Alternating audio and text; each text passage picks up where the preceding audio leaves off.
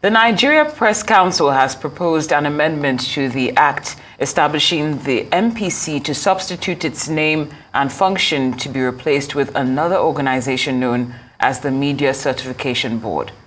The Executive Secretary of NPC, Mr. Francis Nwosu, canvassed the change yesterday when the Minister of Information and National Orientation, Mr. Mohammed Idris, visited the MPC Secretariat in Abuja. He said the MCB would be responsible for the registration of all journalists in print, broadcast, and online platforms in the industry, so long as they have journalism training and background.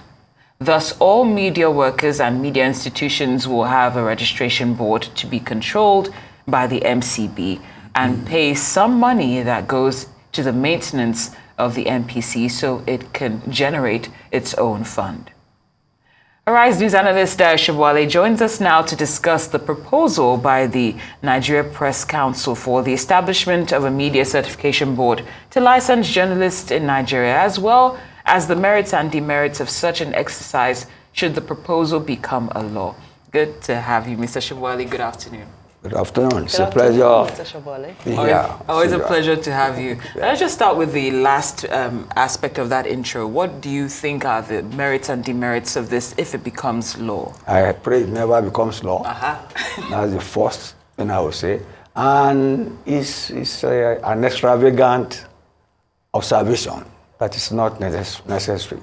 It is a pity they did not put the response of the Minister of Information, who happens to be a journalist too, and owner of a media house.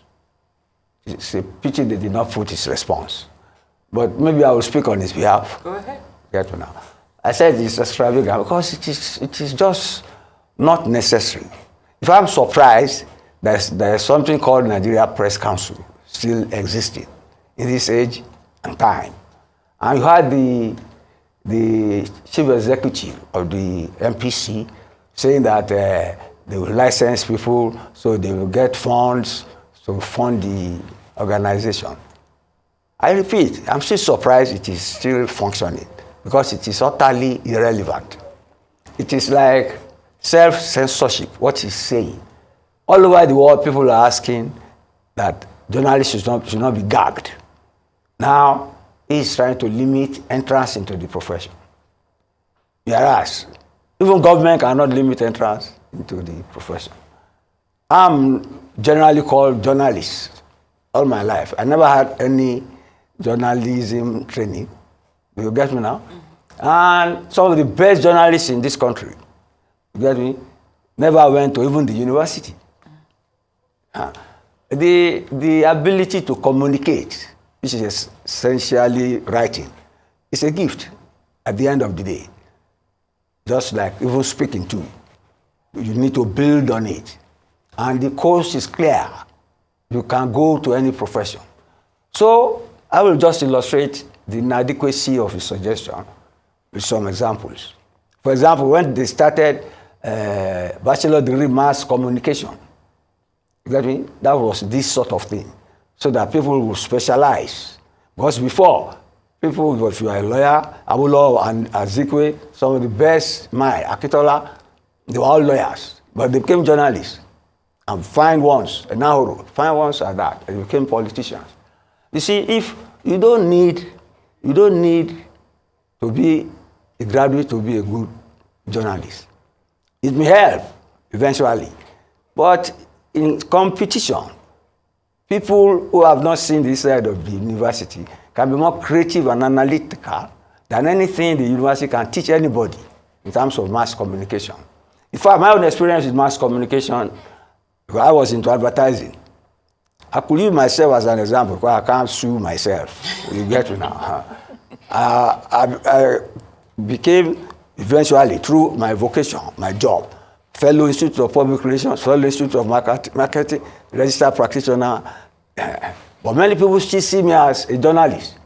And I never went to the Nigerian Institute. I don't even know where it is. But I worked in Daily Times. I work in the media. So what I'm trying to say is that what this CEO of the MPC is trying to put on the ground is a gag of press freedom, and it should be stopped. Although I don't blame him, he was large-hearted enough to say it is open to discussion. So that's my own contribution for now. And I'm glad you ended on that note, because, yes, you know, the other side of the spectrum is that there is concern that because the barriers of entry into this profession are now so low, I mean, anybody who just has a device can now technically become a publisher. So what are the things that need to be put in place? Because we are seeing a lot of recklessness, and we are seeing also almost a disrespect for this very noble profession, which is called journalism, because other people who choose to embark on this profession are not doing so responsibly. How do we maintain the sanctity of the wonderful world of freedom journalism? we are talking about needs to be regulated, and the negative side of it is best illustrated on the internet. You don't need to be a journalist to contribute on the internet. Mm-hmm. The internet, the digital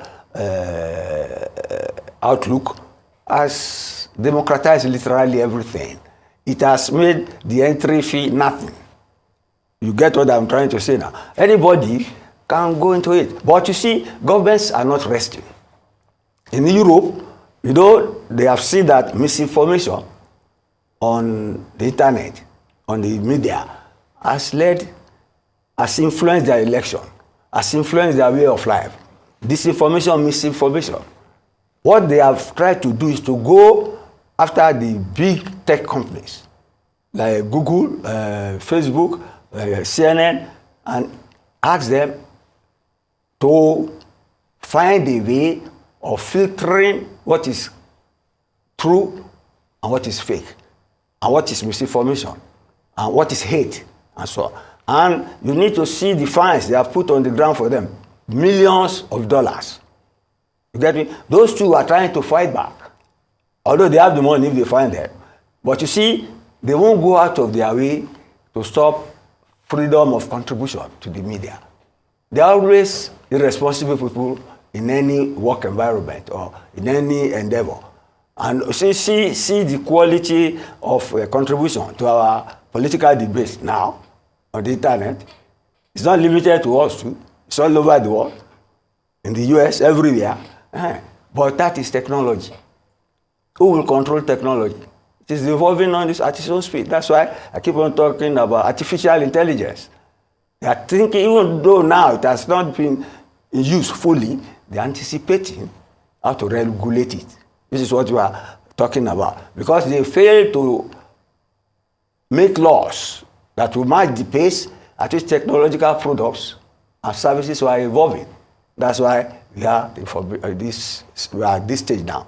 But when the Americans saw that the 2016 election was affected by trolls from both China and Russia, they decided to intervene and they have set up regulatory bodies. There should be regulatory bodies. But it's not the participants who will ask people to come and regulate it. You can do self-censorship. You don't see, at the best of times, government is not the friend of the media. Mm-hmm. Because if government becomes the friend of the media, something is wrong. Right. Something is very, very wrong. So the media, the journalist, is supposed to prod government to be on his toes. Not necessarily to run government down, but to keep government on its toes. And that will evolve in the course of political or social discourse and the evolution of technology, as you are seeing it right before our eyes.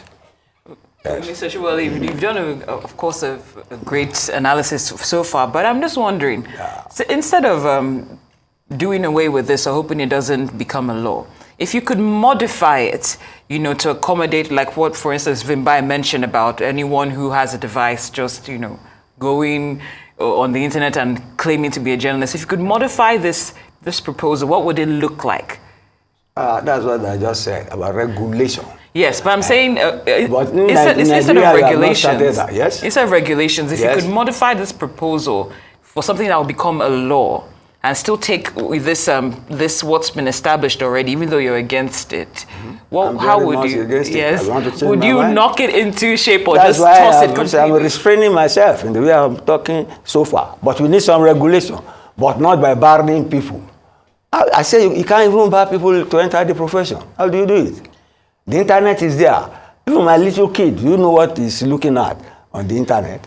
And then you say, free license. That era is gone for good. You know, Mr. Sobowale, at some point in this conversation, you painted a picture of some of the huge impact that is now being made by information that is being shared by, you know, journalists, whether formal or informal, let's call them that. Yeah. Now, as a doctor, if you malpractice, you risk losing your license. As a lawyer, you risk losing your license. Why is journalism so dear to you that you feel, or rather, should I say, so liberal to you is what I mean to say? Why is journalism so liberal that individual journalists or individual people who take it upon themselves to be journalists and to share and publish information shouldn't be held accountable by a license and the risk of having that license revoked if they misbehave? Yes, because you see, the if you call it a discipline, but you see, I don't see journalism as a discipline. We are talking of medicine, law, and so on. See the number of years for certification before practice. That's what I say. But in journalism, even in secondary school, you can be writing and be getting remuneration, rewarding. You see, I say journalism is so broad. But there's still ethics. It's broad. There, of course, ethics. The slander is there, libel is there.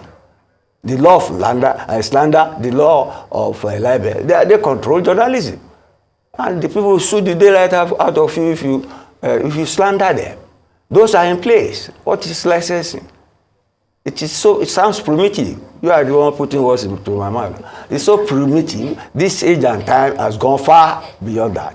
Let us, you see, the people that can be regulated are the big tech companies that propagate information. You get me? And governments all over the world are trying to call them to order, to curb the content they publish. That's all.